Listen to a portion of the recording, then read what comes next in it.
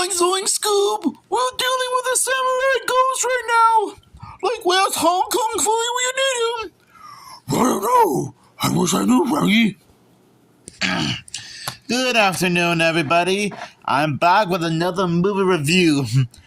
And if that little reference to Hong Kong Phooey and my Shaggy and Scooby-Doo impression didn't give it away, and if you didn't see the title and thumbnail for some reason, I'm going to be sharing my thoughts on Scooby-Doo and the Samurai Sword.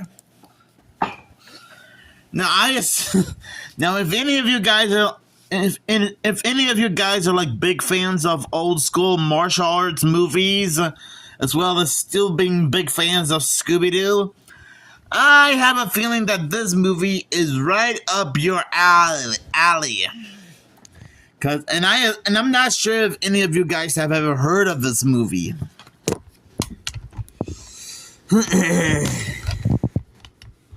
Scooby-Doo and the Mystery Inc. crew get partial to martial arts in their own new movie adventure.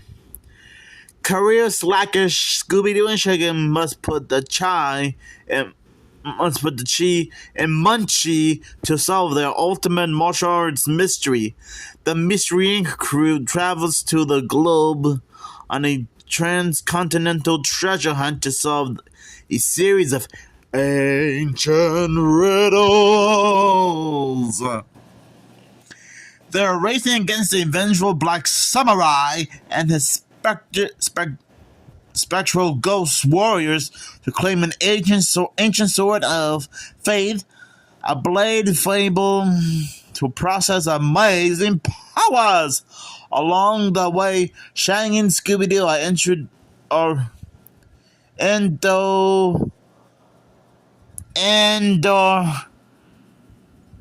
don't know what that word is. I think it's endocarcinated? Trained team by an unlikely sword master who teaches them Bushindu, the way of the samurai. Sorry if I mispronounced a few words. Their emerging skills are quickly tested by an unstoppable army of robot ninjas. And in the end, our harried heroes discover the Binshu, emphasizing loyal, honor, and courage, holds the key to the mystery. Okay, I gotta admit, this does seem to be a pretty decent Scooby-Doo animated movie. And I think it's also the last Scooby-Doo related project to use the What's New Scooby-Doo animation style, as well as the last Scooby-Doo project to have Casey Kasem provide the voice of Shaggy, which I assume that's what he's mostly famous for. It does have great writing, great action sequences, a lot of catchy music, an interesting story to follow with a beginning, middle, and end. And it does pay good tribute to a lot of martial arts movies and TV shows that came out before and after this one. And I really found myself to have a real blast with this movie. I gotta admit, the ghost of the Black Samurai is quite a menacing villain. I mean, look at him. He could give all 13 of the most terrifying ghosts upon the face of the earth, the Creeper, and the Gato Ghoul, a run for the money. And I don't think this movie is meant to be disrespectful to anyone who lives in Japan. In fact, I think this is the right type of movie for everyone to enjoy, especially to all the citizens in Japan. I mean, this almost feels like a mix between Indiana Jones and Hong Kong Phooey and Samurai Jack rolled into one. And yes, I know it's odd for me to compare this movie with Indiana Jones, Hong Kong Phooey, and Samurai Jack, but I'm just saying. just imagine Indiana Jones, Hong Kong Phooey, and Samurai Jack get mixed into a blender, and boom comes this one. Scooby-Doo and the Samurai Sword. I honestly don't think there's anything wrong with this movie. I mean, sure, maybe some people can point out some of its flaws, but honestly, I wouldn't really say this is like horrible or anything. I did mention that I like seeing Scooby and the gang go to different parts of Japan to look for the samurai sword while trying to defeat the ghost of the Black Samurai. In fact, I'm not gonna lie, imagine if this movie had a guest appearance by Jackie Chan and Hong Kong Phooey. I mean, this probably would have made the movie so epic, you know? If it had a guest appearance by Jackie Chan or Hong Kong Phooey.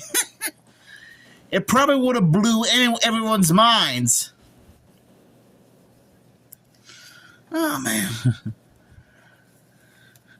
And I like how it's paying good respect to old classic Japanese folklore. No, sort of giving the audience sorry about that dry throat. It's sort of giving the audience a bit of a history lesson about Japanese folklore and about the ghosts, about the origins of the various swords, the ghosts of the Black Knight, and the Green Dragon. It felt so satisfying. I mean, I never visited Japan, but if I do want to visit Japan at some point, I'll probably learn about its culture and what the people of Japan used to do centuries ago, generations even. I mean, just imagine if this takes place in like ancient Japan. You know, before there was any type of technology like TVs, phones, computers, and whatnot. Just saying. And while Scooby and the gang are still trying to battle the ghosts of the Black Samurai.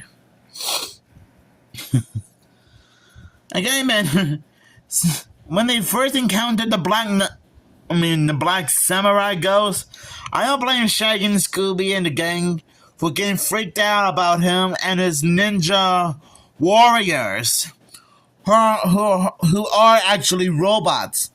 Sorry for the little spoiler alert. I'm not gonna give away who the culprit is because, it's like I keep saying in these type of Scooby-Doo reviews, you gotta watch the movie to know who the culprit is. I mean, I'm sure you guys would have known about it already if you saw it on DVD and watched it on Cartoon Network multiple times. Oh man. I also like how during the opening during the first chase scene, Scooby and the gang had to defend themselves from those ninjas by eating a lot of Japanese food and becoming big sumo wrestlers and try to bowl them over. and of course they managed to gain and lose weight in like a few minutes flat. I guess in the cartoon world, it doesn't matter how most cartoon characters would gain and lose weight, you know? I mean, Shaggy, Scooby, and the gang are cartoon characters after all, and anything can be possible, you know?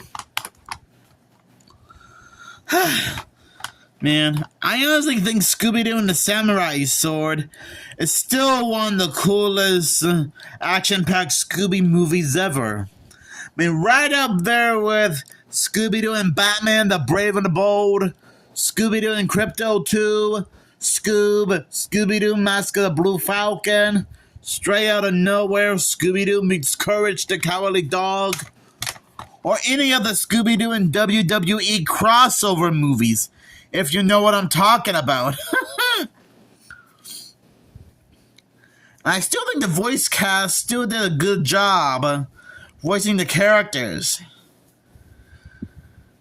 And I think this is also the first Scooby-Doo movie to not have the gang drive around in the Mystery Machine.